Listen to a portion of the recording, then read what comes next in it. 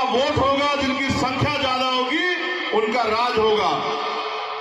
Vote हमारी ज्यादा थी, लेकिन हमारा राज नहीं आया।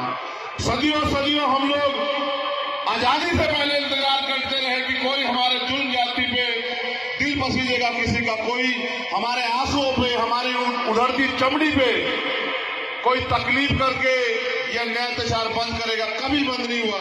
आजादी के बाद, संविधान के आने के बाद हमें अवसर मिले कि अगर हम पे न्याय होगा तो उसको सजा मिलेगी।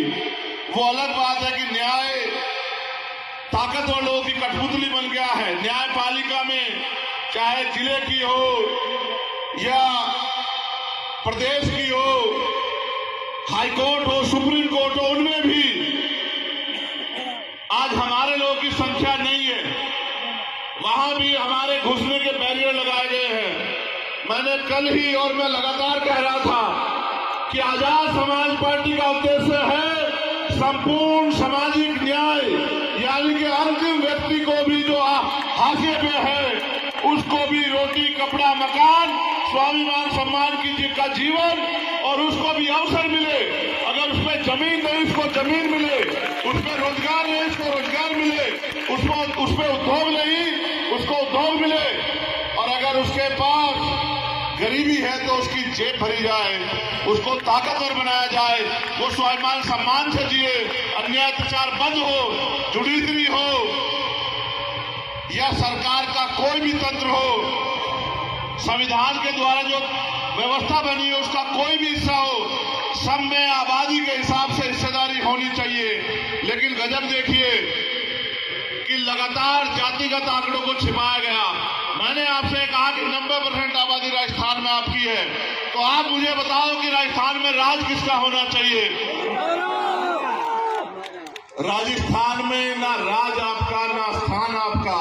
ये तब मिलेगा जब आप अपनी वोट की ताकत का सही प्रयोग करोगे। और अगर वोट की ताकत का प्रयोग नहीं करोगे तो अकेला चंद्रशेखर आजाद या लाखों का समूह एक कानून नहीं बना पाएगा, एक व्यक्ति को सजा नहीं दिला पाएगा। लेकिन अगर आपने अपने आप को ताकतवर बनाने का फैसला ले लिया, अगर आपने तय कर लिया कि अब हम गुलामियों की बेड़ियों में नहीं रहेंगे, अगर आपने तय कर लिया कि हम हर जुल्म को खत्म करेंगे जड़ से, एक तरीका ये है कि अन्याय होने के बाद आप सड़कों पे आओ न्याय मांगने, एफआईआर लिखाने, गिरफ्तारी कराने। और एक तरीका यह है कि अपनी ताकत बनाओ कि कोई ऐसी सामंतवादी सोच ही जो है वो किसी के दिमाग में ना आए कि किसी कमजोर की बेटी की तरफ आंख उठा के देखा जाए, किसी कमजोर के बच्चे की तरफ आंख उठा के देखा जाए, मटकी छूने पे किसी की हत्या की जाए, मूछे रखने पे किसी की हत्या की जाए। इस तरह की जो सोच है सामंतवाद की, उसके पैर उखड़ जाए। मैं आपको ये कहना चाहता हूं, हर चीज की एक सीमा होती। अगर आपने कभी घर में कुत्ता पाला, उसको भी देखना। अगर कुत्ते के आगे से भी उसका भोजन उठाओगे, एक समय तक उससे छेड़खानी करो, वो प्यार देगा, लेकिन एक समय के बीतने के बाद वो भी हिंसक हो जाएगा। मेरे लोगों को हो पता नहीं क्या गया है। हर साल धोखा खाते हैं और फिर 5 साल के धोखे के लिए तैयारी करते हैं। जिन्होंने आज तक आपकी उधड़ी हुई चमड़ी और लुटती हुई इज्जतों में एक बार आंसू नहीं बहाया, एक शब्द नहीं कहा, वो आपको न्याय दे देंगे। मेरे लोगों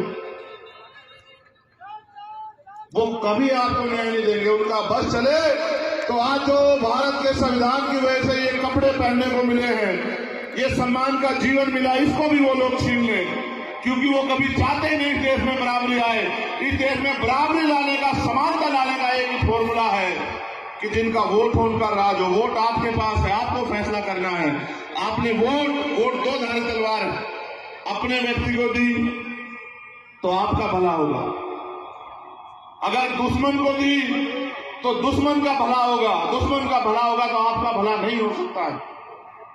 अगर अपने को दी तो आपकी समस्या खत्म होगी, और अगर दुश्मन को दे दी गलती से तो आपका खात्मा सुनिश्चित है, आपके अधिकारों का खात्मा सुनिश्चित है। ये बताने के लिए मैं भोपालगढ़ हूं। मैं बस आपसे कहना चाहता हूं, आपने सबको आजमा लिया, आपने सबको मौका दिया। मैं बस आपसे पूछने आया हूं क्या आपके खून का आपके साथ कुछ रिश्ता है या अधिकार बैठता है नहीं है बैठता? आप बताओ मुझे। आपको याद है मैं इंद्र मेघवाल के घर 4 बार आया, 4 बार मुझे लौटा दिया गया, दिल्ली छोड़ के आते हैं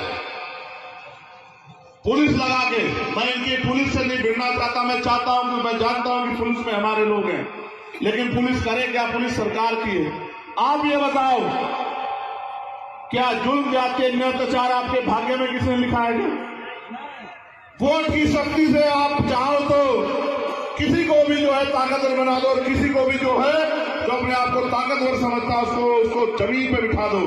ये वोट की ताकत है। आप अपनी ताकत को क्यों नहीं समझ रहे? वोट का अधिकार बिकने के लिए नहीं मिला है मेरे लोगों।